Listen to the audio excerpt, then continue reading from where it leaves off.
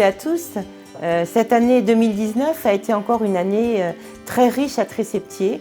De nombreux projets ont vu le cours. La vie associative a également suivi son cours avec notamment un gala de danse extraordinaire. On se serait presque cru à Paris.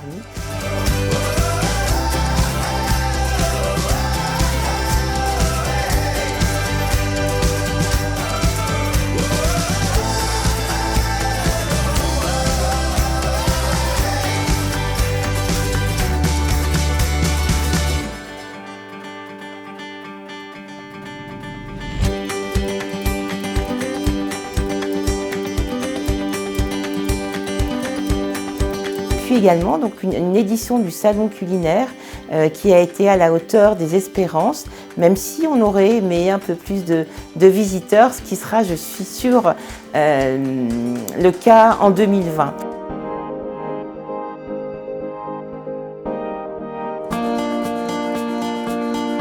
Nous voilà réunis au 4e salon du livre culinaire de Tresseptier. Ce salon est donc né il y a 4 ans, sous l'impulsion de Marie-France Thierry-Berthaud. Marie-France Thierry-Berthaud, c'est une auteure vendéenne qui écrivait autour de la gastronomie, et puis elle avait envie de créer un salon qui mêle lecture et gastronomie. Et puis voilà, on s'est dit allez, on fait ça ensemble.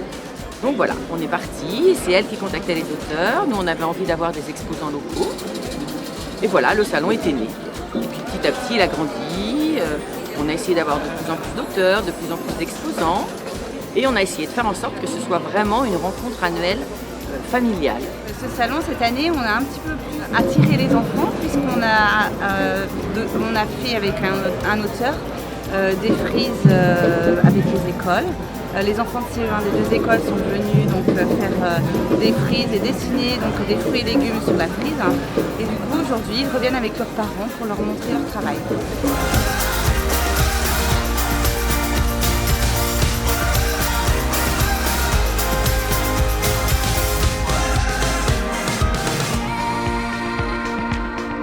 En tout cas, au niveau de ce tissu associatif, je le dis souvent, les associations, c'est le bien vivre à Tresseptier et les élus ne seraient rien sans ces bénévoles. Et je voudrais profiter de ces vœux pour les remercier tout d'abord pour leur engagement, leur dévouement et leur dire que j'ai toujours vécu la mission d'élu comme une interface, une médiation, un accompagnement de tout ce tissu à bénévoles et vraiment je pense que la commune de Tresseptier est riche de tout ce milieu bénévole.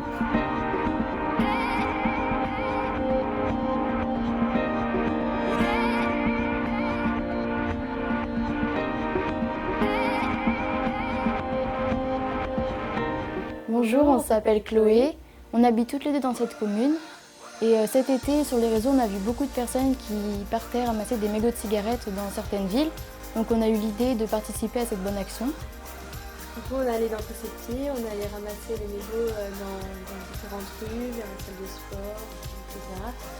Et du coup ça nous a encouragés parce que nos familles, nos amis, on trouvait que c'était une bonne action, donc on a continué, on a fait plusieurs fois, on a ramassé pas mal de mégots. Et les personnes aussi qu'on croisait dans la rue s'intéressaient à ce qu'on faisait et du coup nous ont poussé aussi à continuer. Et vu que nous on voyait que c'était une bonne action, ça nous incitait à continuer. Et bien sûr cette bonne action elle est ouverte à tous et on serait ravis d'accueillir plusieurs personnes avec nous pour continuer cette bonne action. On a été surprise de ramasser autant de mégots, surtout qu'on n'a pas passé énormément de temps dans les rues. Alors, la municipalité a décidé d'adhérer à l'association des maires pour le civisme parce que pour nous, le civisme, c'est quelque chose qui nous unit les uns aux autres et qui fait la citoyenneté.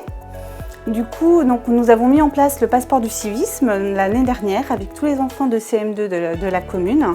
Les enfants devaient réaliser des actions collectives et individuelles que nous avions préparées dans un petit livret qui était très éducatif et très simple, ludique. Donc les enfants ont donc pu participer à des actions de devoir de mémoire, de solidarité, protéger son environnement, porter secours, Voilà plusieurs actions qui ont pu être faites. Et comme à la fin de cette année du civisme, ils ont reçu un diplôme qui, selon les actions qu'ils avaient pu réaliser, devaient recevoir des médailles d'or, d'argent. Nous avons eu sur les 48 élèves 45 médailles d'or et 3 médailles d'argent. Donc c'était un beau résultat. Cette année, nous avons renouvelé le passeport du civisme en faisant un nouveau passeport. Et déjà, nous avons fait 2 belles actions que vous avez sans doute vues dans la presse, qui sont le ravivage de la flamme à Paris le 24 novembre, où là, les 2 enfants de Tresseptier ont ravivé la flamme. Les autres ont porté des fleurs sur la tombe du soldat inconnu. Et la deuxième action qui s'est effectuée le 4 décembre, c'est un après-midi intergénérationnel avec les personnes les plus âgées de la commune. Donc les enfants ont joué à des jeux très récréatifs, des jeux très simples, mais ils étaient en binôme avec un aîné et ils ont pu échanger sur le Noël d'autrefois et partager un petit goûter avec les aînés.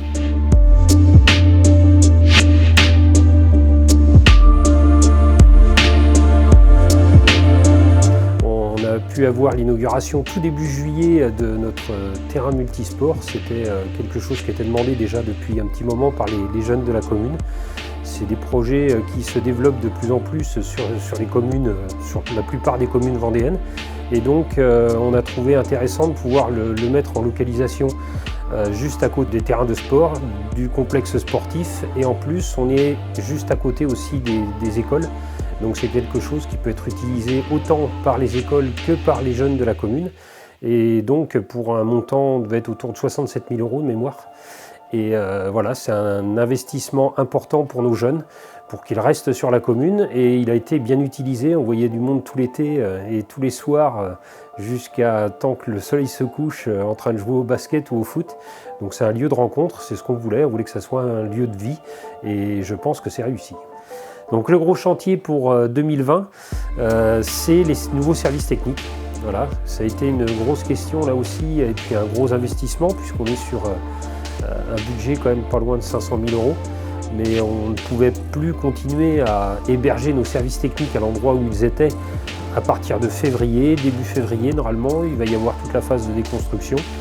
Et ensuite viendra s'élever un nouveau bâtiment de stockage, où là on pourra déjà stocker tout le matériel, on va dire d'un point de vue plus sécuritaire, et puis aussi toute une partie bureau, une partie administrative et puis une partie aussi vestiaire pour les employés, qui sera un peu plus, on va dire, facile d'utilisation et puis beaucoup plus salubre. Nous avons aussi eu un moment très important, la Maison du Bois de Lille, l'inauguration de la Maison du Bois de Lille, et en même temps les premières portes ouvertes que nous avons pu faire avec la résidence du Septier d'Or et la Maison du Bois de Lille. Cette Maison du Bois de Lille pour laquelle nous avons tant œuvré, plus de 8 années pendant lesquelles nous avons espéré, désespéré. En tout cas aujourd'hui, elle a 1 an, on va fêter ses 1 an d'ouverture. Et pour y aller assez souvent, je peux vous dire que le transfert, en tout cas les résidents du Bois de Lille se sentent chez eux et que les résidents du Septier d'Or ont également une vie riche avec les résidents de la Maison du Bois de Lille.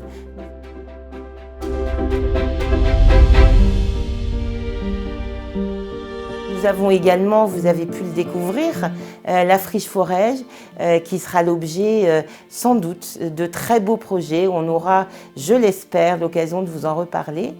Et puis également, vous l'avez parcouru sans doute dans la presse il y a quelques jours, la maison donc, de Madame Badreau, à côté de la microcrèche, qui va permettre de pouvoir installer des commerces, également des appartements en rez-de-chaussée et au premier étage. Et en tout cas, en ce qui concerne les appartements du rez-de-chaussée, permettront aussi de pouvoir accueillir nos aînés qui peuvent dans leur maison avoir des difficultés d'accessibilité et qu'ils seront à proximité de la maison de la famille et de la santé, de la supérette et puis de l'ensemble des commerces. Vous voyez que Tresseptier en tout cas se développe, Tresseptier accueille, Tresseptier nourrit, et je suis très heureuse en tout cas à toutes et à tous de vous souhaiter une très belle année 2020.